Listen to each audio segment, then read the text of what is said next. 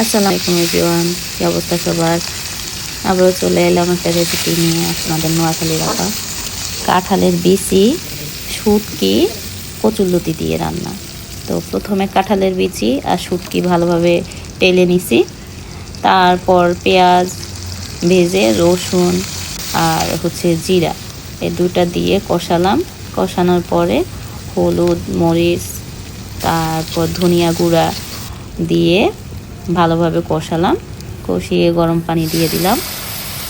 তারপর ঝোলটা শুকানোর পরে দিয়ে দিলাম কচুরলতি, কাঁঠালের বিচি, শুটকি দিয়ে অনেকক্ষণ কষালাম। কষানোর পরে কাঁচামরিচ দিয়ে দিলাম। তারপর আর কি রান্নার শেষের দিকে প্রায় দেন ঝোল দেওয়ার জন্য আবার গরম পানি দিলাম। গরম পানি দেওয়ার পরে শুকিয়ে যাওয়ার পরে উঠিয়ে নিলাম।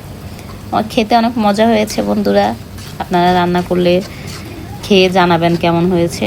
আমাদেরটা তো অনেক মজা হয়েছে। লাস্টে কিন্তু একটা ট্রিক্স আছে, যেটা হয়েছে যদি কারো অ্যালার্জির সমস্যা থাকে, গলায় ধরে, তাহলে লেবুর রস চিপে দিয়ে দিবেন উঠানোর আগে। ওকে, আল্লাহ হাফেজ।